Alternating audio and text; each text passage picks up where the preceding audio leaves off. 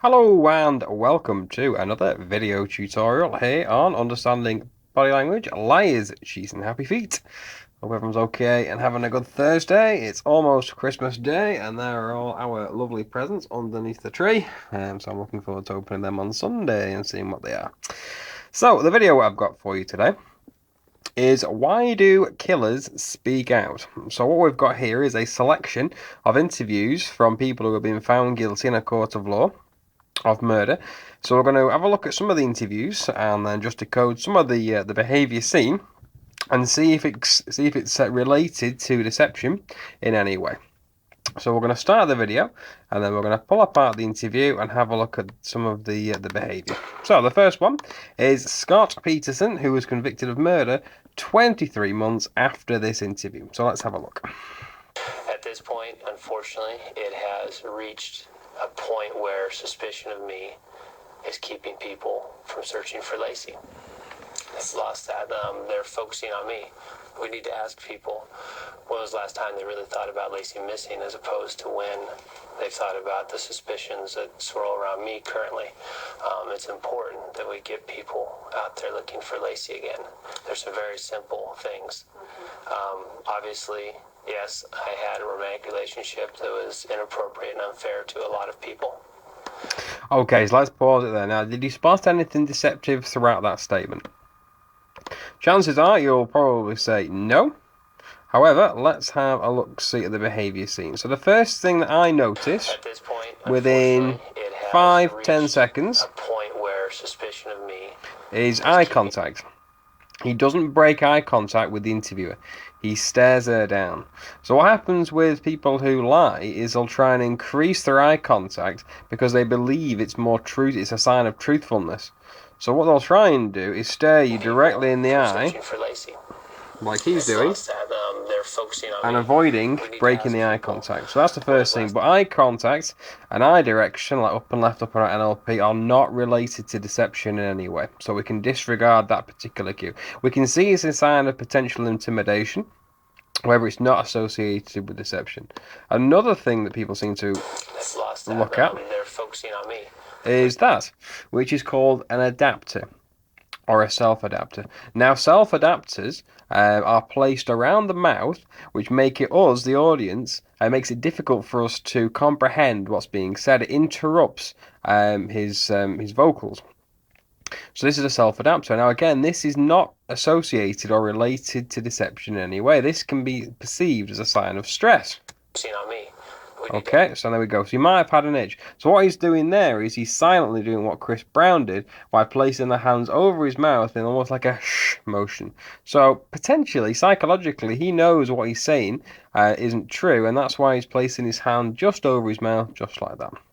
But again, this type of behaviour is not related to deception. Ask people when was the last time they really thought about Lacey missing as opposed to when they've thought about the suspicions that swirl around me currently. However, some things are weakly related deceptions are facial expressions, which I'm sure you're very fully versed about if you've watched the majority of my videos. Now, there's something called physiognomy, which is the interpretation of character and temperament based on facial expressions. Now, at this point, obviously, his girlfriend or wife is still missing. So the facial expressions here would be, what would you flash if your girlfriend was missing? You'd be angry that she's gone missing. You'd be afraid that she's not going to come home. You'd be full of sadness because she might have been snatched or she might have got lost somewhere or anything like that. So you'd expect those kind of emotions to flash on the face. Out there looking for Lacey again. Okay, so when he's talking about looking for Lacey, we don't see any facial expressions here.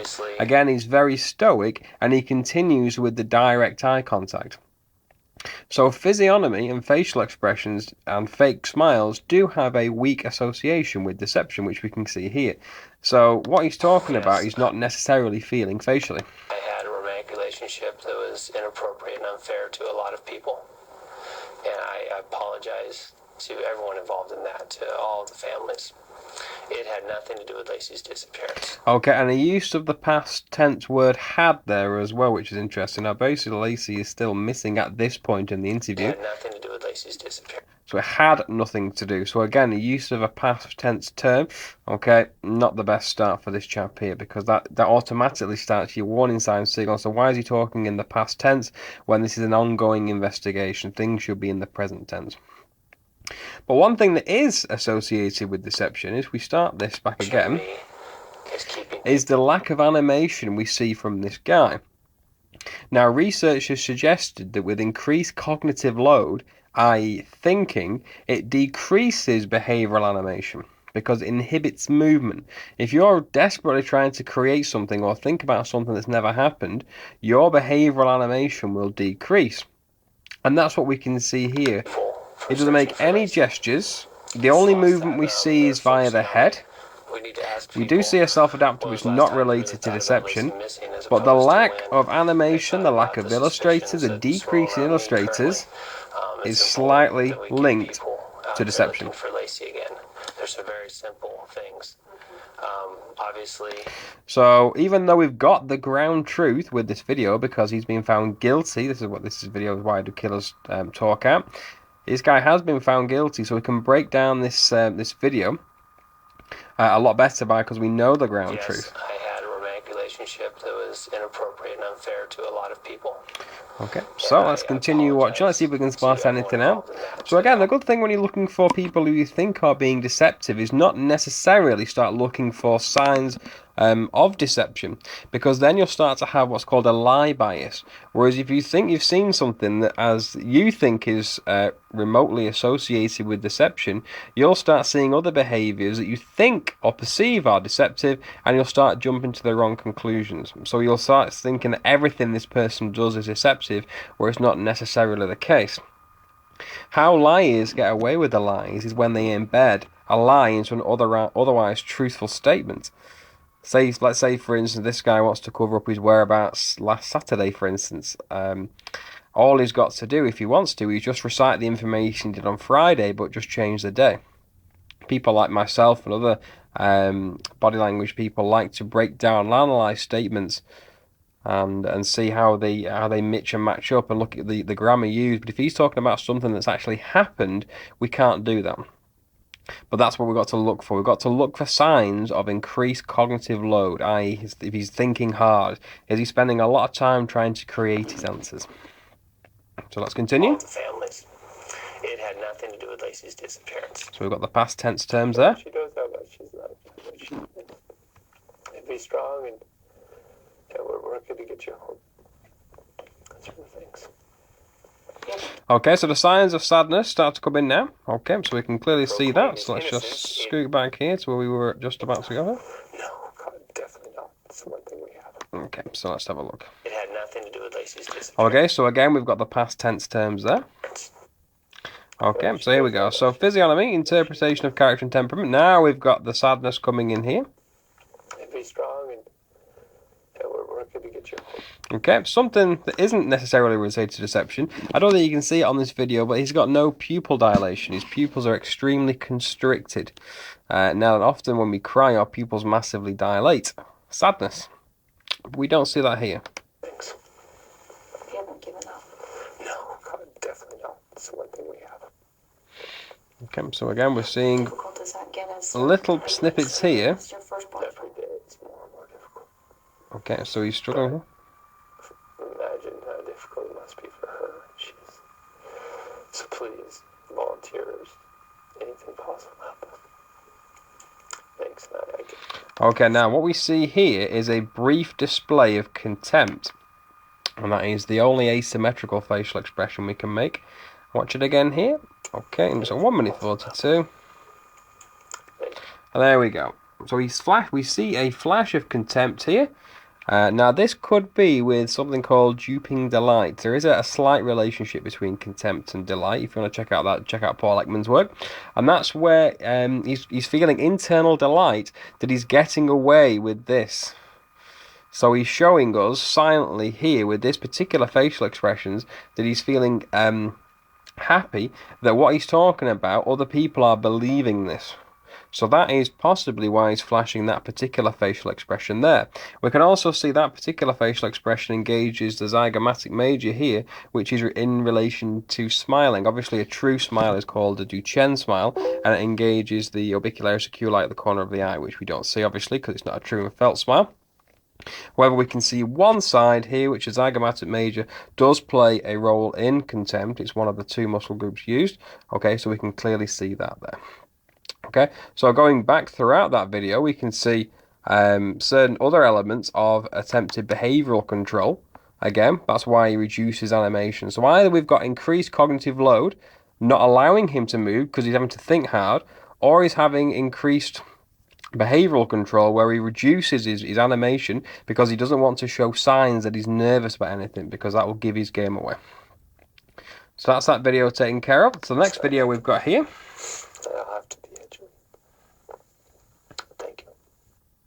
Okay, is Susan Smith convicted of murder 8 months after this interview? So let's have a look at this behaviour. I want to say to my babies, that your mama loves you so much, and your daddy, this whole family's love you so much.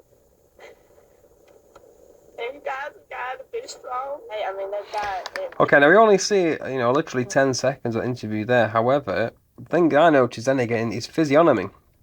So the interpretation of character and temperament based on facial expressions. Okay, we see smiles here at the start, which is interesting when she's talking about the disappearance. Okay, so again, we can see here that the zygomatic major muscles are engaged. Okay, and then we see that particular expression. And again, we can just see a flash of contempt before she starts the interview. And there we go. So we can see a slight flash. So again, we're seeing repeated behaviour here from two people who've been found guilty of murder. So maybe contempt is related slightly to deception here. Maybe it's internal delight that they're getting away and being believed. So the ownership and the focus is no longer on them. They're glad that other people are being investigated, because don't forget, guilty people are afraid of the truth coming out, and they're afraid that the police are competent enough to try and find that person. They're hoping mistakes will be made in this case, so they go and interview and question, and somebody else is found guilty of this crime, and that sometimes can come in with these facial expressions of contempt. Your mama loves you so much, and your daddy, this whole family's love you so much. And again, physiognomy, interpretation of character and temperament, we don't see that facially, we don't see that extreme emotion. If we did, we'd see crinkling on the upper eyebrows here and in the forehead, and we'd certainly see a lot of sadness around this area here. We'd see a lot of anguish underneath the eyes, but we don't see that. She just keeps the head and eyes down. Some might say that might be a facial expression of shame, but again, we only see 5-10 seconds of this clip. We cannot get an accurate description of that. And again, we can see the contempt coming in there. The one-sided, we can see that internal delight just kicking in. And here she's again. Looking for him. I mean, you can hear the helicopters are there, and but they haven't seen anything. And it's crazy. And it's been since 9 o'clock last night, And I really thought that when it got daylight, they would find them just in a heartbeat. But all I'm doing is just praying and just keeping my faith that they're going to be okay. And again, if we scoot back and looking at the facial expressions here, we don't see sadness. We don't see anguish. We don't see frantic facial expressions of fear and, oh my God, my two children are missing. We don't see that here. Again, we see a weak relationship between the zygomatic major by pulling the cheekbones slightly up. We can see that there is a slight relationship between smiles and deception, and that is true in the lie-catching world. Fake smiles do have a relationship with deception here as well. And I really thought. And if we can just scoot back to what we said about here. Even though she's reading something that's already been rehearsed, we're not seeing any behavioural animation. Additional cognitive processing it inhibits movement, so watch out for that. People have got a misconception that liars will often appear nervous. It's not the case. Liars will know that signs of nervousness might be spotted. So liars will purposely try and alter and change their behaviour so it appears more truthful, like the guy in the first video who increased his eye contact because he believed it was truth. It's a sign of truthfulness. Seen anything, and it's crazy. And it's been since 9 o'clock last night. And again, what's interesting to note as well is head movements do have an association with deception. Note what expression her head is making when she's talking. We're looking for them. She's shaking her head no each time. But they haven't seen anything, and it's crazy. And it's been since 9 o'clock last night, you know. And I really thought that when it got daylight, they would find them just in a heartbeat. But Okay, so head movements. Here we go. Keeping my faith that they're going to be okay. So incongruent head movements are weakly associated with deception. She's shaking her head no to everything on there, which she shouldn't be doing. She should have more animation. If she was actually concerned about her daughters, we'd see an increase in illustrators and would see a lot different behaviour that we're seeing here. So again, so watch out for that. So head movements are slightly and weakly related to deception. So the next video I've got for you is Mark Hacking, who pleaded guilty to murder 8 months after this interview. So let's have a little snippet of the interview. Let's see if we can see anything that's weakly related to deception. I woke up at about 8, recognized that she hadn't awakened me when she came home from running, but didn't think much of it. She often does that if I'm tired or something. She'll just, out of respect, I guess, just let me sleep. And I often drive her to work. Today she wanted to drive herself. Then I called her at about 10 o'clock to just say hi, see how she was doing, and they told me she...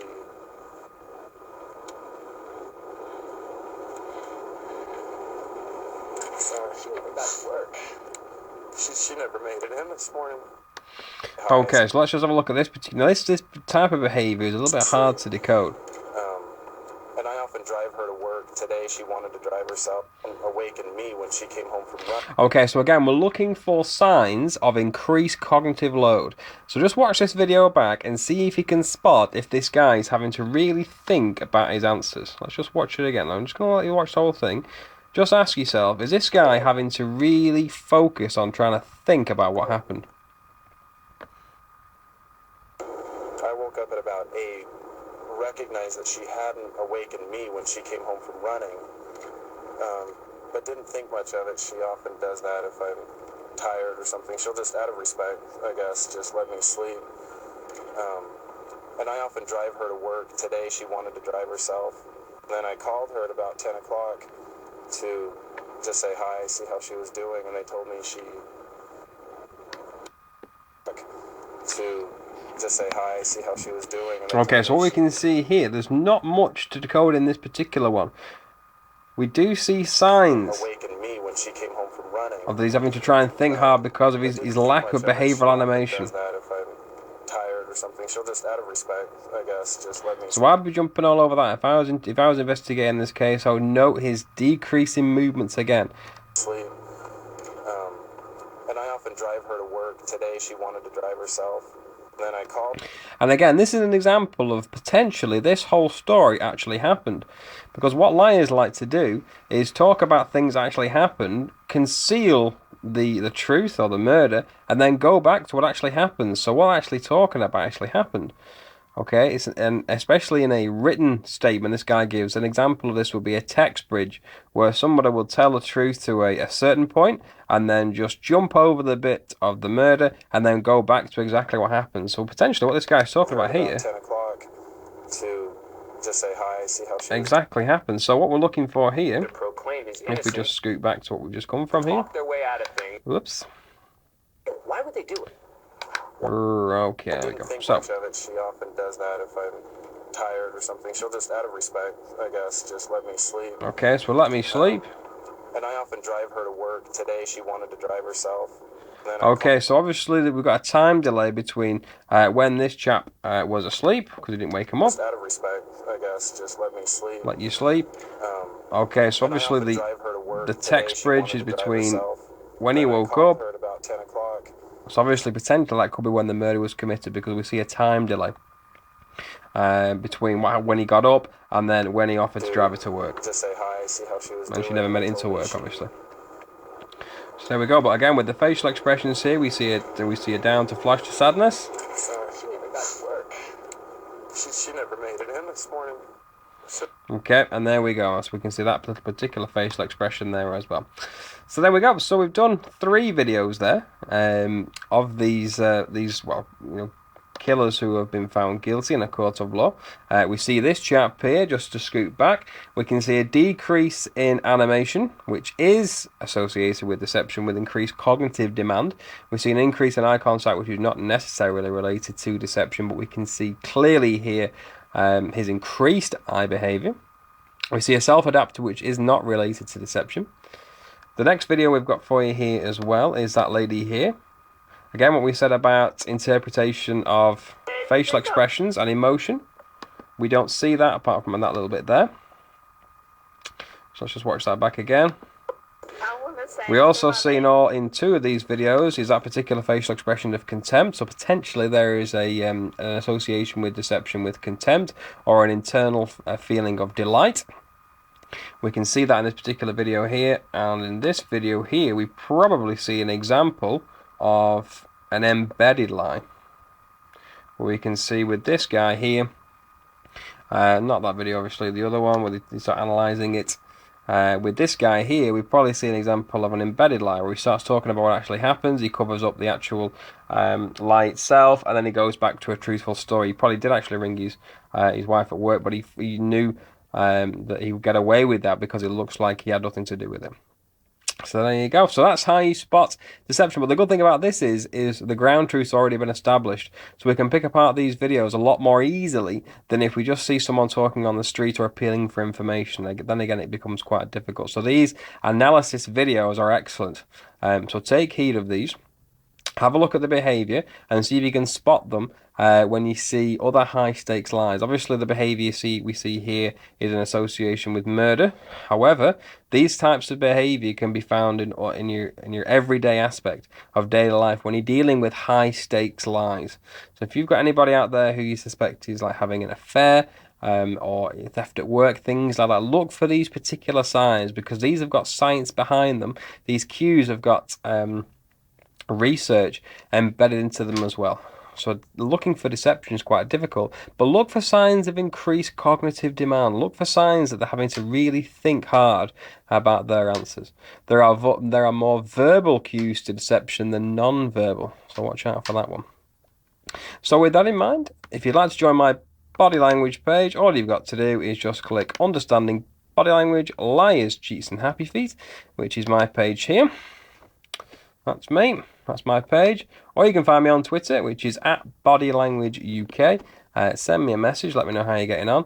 And I hope you all have a wonderful Christmas and a wonderful New Year. And in the New Year, I'm going to get a website set up so you can contact me on there, just not on Facebook and YouTube. So there you go. So I hope you enjoyed that video tutorial here on understanding body language, liars, cheats and happy feet. I look forward to speaking to you all soon. So take care and bye-bye for now.